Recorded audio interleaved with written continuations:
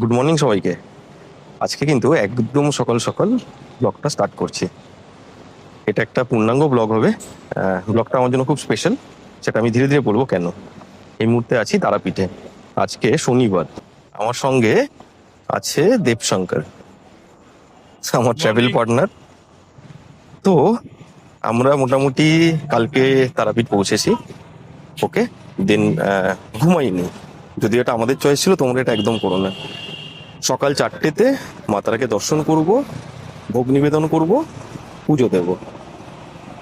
তো কি কি এক্সপিরিয়েন্স করলাম বা এই অভিজ্ঞতাটা কেমন সেটাই শেয়ার করবো, সঙ্গে ইনফরমেশনও দেবো।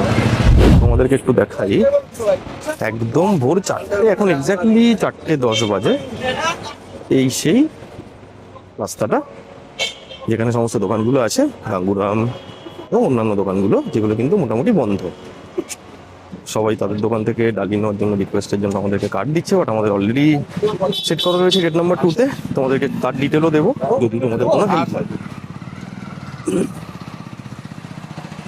আমরা গত 2বার ধরে পুজো দিচ্ছি কিন্তু এই পান্ডাদের থ্রুতেই, সেটাতে অভিজ্ঞতা খুবই ভালো। এবং আমরা যে হোটেলেও আছি তারও ডিটেল লাগলে কিন্তু আমি দিয়ে দেবো। মোটামুটি এদিকে সবই বন্ধ আছে। এদিকের কিন্তু ডালার দোকানগুলো বেশ আছে। আচ্ছা, তোমরাও কিন্তু এই সেমটা ফেস করবে। প্রচুর পান্ডারা এসে কিন্তু তোমাদেরকে ধরবে যে আমার দোকান থেকে নাও, আমার দোকান থেকে নাও। বাট আমাদের যেহেতু অলরেডি সেট করা রয়েছে গেট নাম্বার 2-তে, আমরা কিন্তু সেদিকে মুভিং। তো দেখতে পাচ্ছ, যতই মন্দিরের কাছে যাচ্ছি তত কিন্তু দোকানগুলো এত সকালেও কিন্তু ওপেন হয়ে গেছে।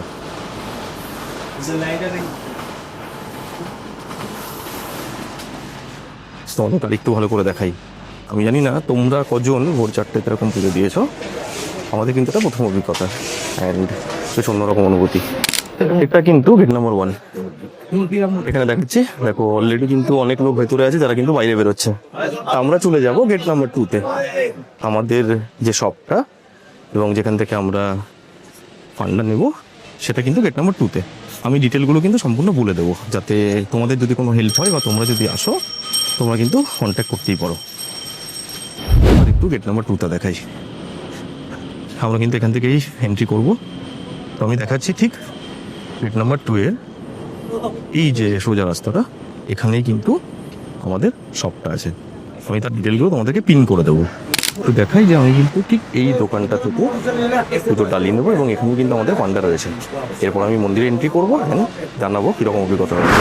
ঢাক বাজছে এবং সকালে আরতি অনুসরণ হচ্ছে।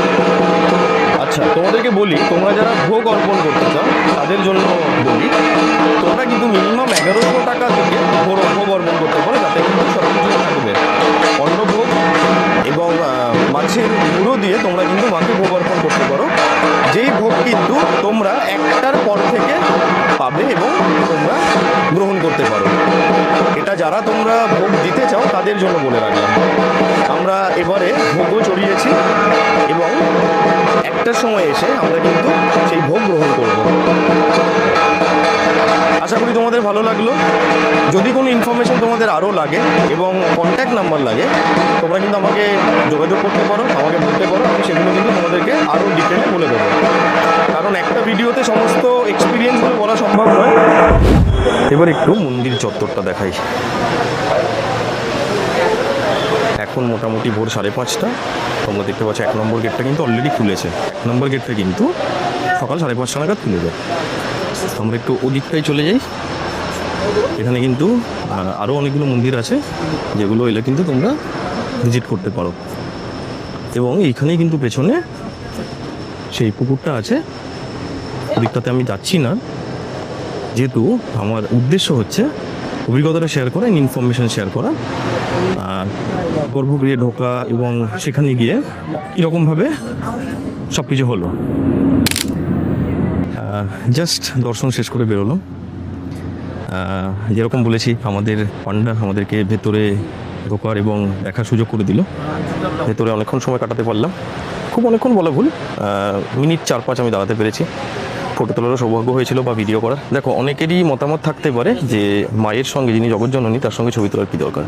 আমার মনে হয় এটা যার যার বিশ্বাস। তো আমরা বিশ্বাসকে আঘাত না করে আমরা আমাদের নিজের মতো করে ভাবতে পারি। মায়ের কাছে তো সবার আবদার থাকে, একটা ছবি তুলতেই পারি, না হয় একটা ভিডিও করতেই পারি। আমি কিন্তু সেই মতামতটা রাখি। তো আমরা ভেতরে ঢুকলাম, পুজো দিলাম, মাকে মালা পরালাম, এবং ভেতর থেকে দাঁড়িয়ে অনেকক্ষণ ধরে দর্শন করলাম যেটুকু পেরেছি, যেটুকু সময় দেওয়া হয়েছে। অনেক ভিড় ছিল যদিও এই টাইমে। এবার আমি একটু নিয়মগুলো বলে দিই। আমাদের কিন্তু এখানে, তোমরা সবাই জানো যে তারাপীঠে 500 টাকার একটা ভিআইপি এন্ট্রি হয়। আমরা কিন্তু সেটাতেই ঢুকেছিলাম। আমাদের যিনি পান্ডা, তিনি আমাদেরকে অনেক হেল্প করেছেন ভেতরে ঢুকতে এবং ভেতরে একটুখানি হলেও মাকে দর্শন করতে। তো এটা কিন্তু সেইভাবে পসিবল। তোমাদের যদি ডিটেল লাগে আমি ডিটেল দিয়ে দেবো এখানে, আমি কমেন্টে বলে দেবো। আমি অলরেডি দেখিয়েছি ভিডিওতে কোন দোকানটা অ্যান্ড কোন পান্ডা আমাদেরকে হেল্প করেছে।